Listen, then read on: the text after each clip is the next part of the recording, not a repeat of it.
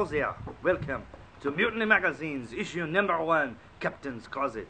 We will now discuss some very interesting secrets about how to dress appropriately to be a right pirate. Not wearing a costume, no. Wearing clothing that a working man would wear, or a working woman. Today we'll be discussing a very simple topic: how to distress a shirt. So, let us discuss what you will need.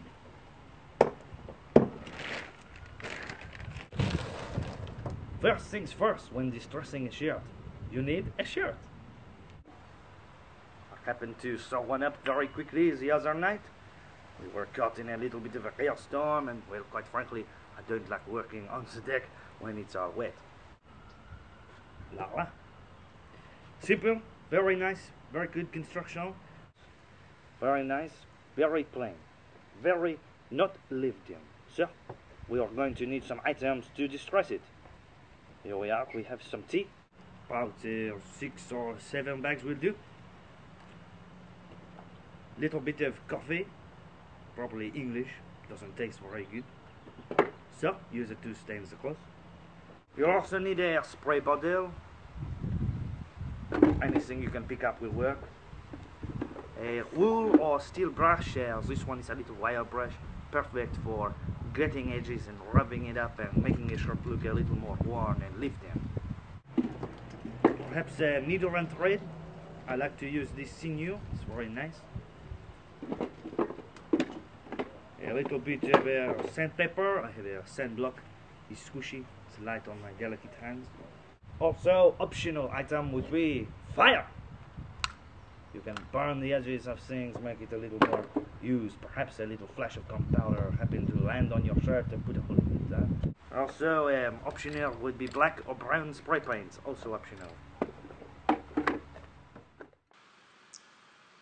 Here we are. I just found the tea to be the right color on the shirt, so I was really squeezing it out. Then I will make sure I get it all out as much as possible. Then what I'll do is I'll save as much of the liquid as possible as well in the glass bucket there, so that I can put it in the spray bottle that I have, and then I will put a bit of the coffee grounds in the spray bottle. There you are, you see, and then I will put the spray bottle with the coffee grounds and the tea, and I will spray it a little bit more here and there. Kind of get it in the areas that feel it is necessary to be dirty, laying it out very nicely, making sure to put it in an almost neutral position, like if you were wearing it and it was dirty. You don't want to just do it one direction, because then it will look like so it was painted while it was standing still. So make sure you move the shirt around a lot and get on the front and the back and things. Now you can definitely see the coffee staining a bit more. It's very dark right now, it's very wet, but once it's dry, it will be less noticeable.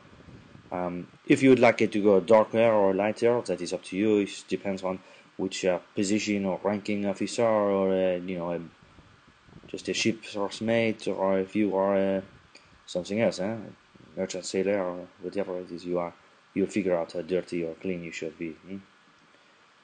I like to be a little bit in between. I want to look as though I am a working man, but perhaps if necessary I could go out, maybe to a fine crackery. So anyhow, here it is. Now just finished with the coffee, it's very good. Now the next thing I will do is get the back, make sure I spray on the back, on the areas where you tuck it into your shirt, your pants, and you put it there over the back and the armpit again, making sure to rub it in every once in a while. It's a very delicate thing to do. You don't want to overdo it, but you can't have your shirt looking like you just picked it up off of the Bay of E or something. At any rate, the next step I will do is we'll take the shirt and wrinkle it up, spread out any of the excess moisture, put a little in the middle, squeeze it around. Just have fun with it. There's no real wrong way to do it. Then you will take another object here is to make sure you're doing it all pretty quickly. You don't want it to dry up on you. Now what we will do is take a knife We will then poke holes in it here and there, wherever we see fit. I'm choosing to just make this one a pretty lived-in shirt. I'm going to go pretty aggressive on it. I will probably use this for a generic British pirate, maybe a little bit of a you know, buccaneer or something, or maybe someone who is been definitely on the water for a very long time. You could also, when you're wearing it, you can choose where you maybe have some holes. You can put a little makeup or a scar there. Perhaps it was an old knife fight or something like that. So I'm going to use my little main gouache there. You can use anything you have, a pocket knife or a razor, whatever. Edge of your sword, a boarding axe, whatever it may be that you use, you can use it all. So once you've poked the holes where you'd like to have them, just make sure you remember where they are. Later on we'll be going through with them and widening them out, making some frayed edges. You don't want it to look like a very clean cut. If you go a little too aggressive, here it is with the brush there, just to open them up a bit. But as I was saying, if you went too aggressive and you put a hole and it went too large, you can take that thread and needle and sew it back together. That way it's you have a lived-in shirt. It doesn't just look like a homeless man. It's out on the streets living a life. So you got a little thread and needle, you can fix your shirt, stitch it back up together. I did that a few times on here with some thread. Like I said, I like using the sinew, it's very nice. Or you can use just any thread you have on hand. I'm always about using what you have on hand, or what you would have had on hand if you were working on the boat.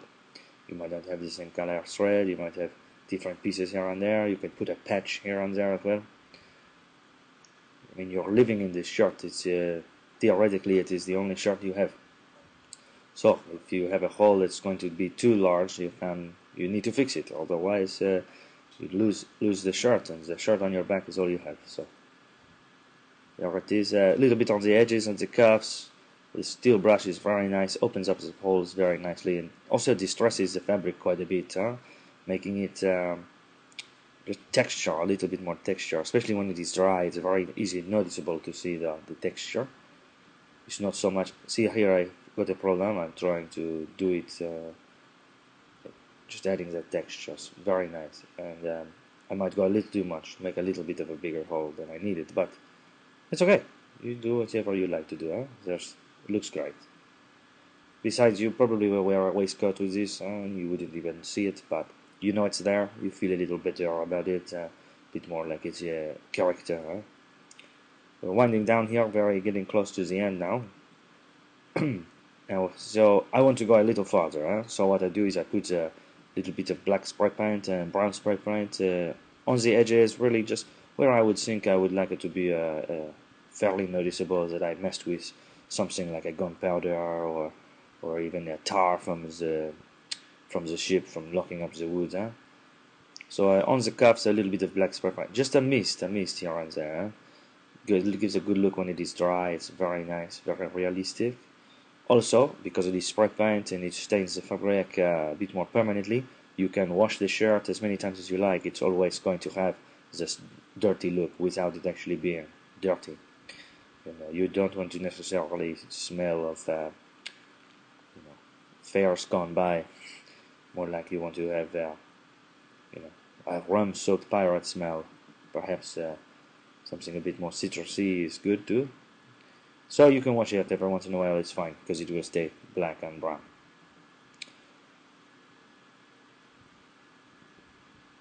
Very nice, laying it out is very always good to keep it moving. You never want to just have the shirt on one side only and spray only one side. You want to spray all over the place. Now here I am doing a very light mist of the brown all over, just very faint. That way, if I wash it and the tea or the coffee starts to dissipate, it still has a bit more color on it with the spray paint. Just keeping it going. The shirt's also getting very dry now because of the sun. It's getting a lot drier, so you'll have to notice more of the color quickly. It's better when it is a little moist than if it's straight dry. It will take the color too aggressively. So finishing up the spray paint, and once the spray paint is all done, it's magnifique, huh? It's a very nice shirt for the issue of, having something on your back that looks lived in versus something you picked up at a store. Hopefully you're very much positive and you can do this for yourselves, huh? You've had a wonderful time listening to my rad ravings. Mutiny magazine, huh? C'est magnifique. Almost done with the spray paint. There we are. Voila. It's a great shirt, huh? I think overall we've accomplished the goals. I had an idea in mind of what it would look like, and that's very nice, huh? Stay tuned for further instructions and ideas. We'll be discussing everything from the boots you wear, to the coats you wish you had, to the hats on your heads, to the makeup you could possibly be wearing, scars and dirt and all of the good things, fingernails, and getting real gritty with it. We are making clothing, not costumes here. Well, that is all. Hopefully you enjoyed the movie. If not, well, then peace off, huh? Here's another thing optional. I am burning some of the edges, just a little bit here and there. It's all for fun, huh? Be very careful when you are doing the fire. If you are frightened of the potential fire hazard, then make sure you have something on hand, like a bucket of water or a fire extinguisher.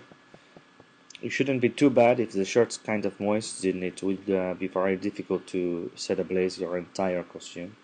But just be careful, be especially aware of the areas you have spray painted. Those are much more highly flammable than the rest of the fabric.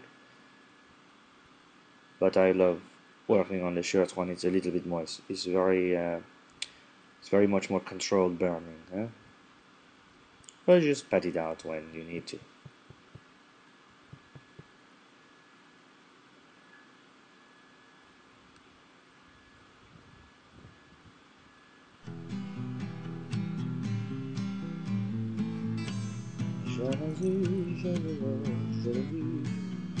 It's very nice. A little bit of a hole here and there, some gunpowder flashed on my shirt, perhaps. Très magnifique. Almost done. Beautiful. One glance at the Jolly Roger, one glance then sail away. He pulled too late for slumber. Reckoning's a coming, it's a judgment day. Reckoning's a coming, it's a judgment day.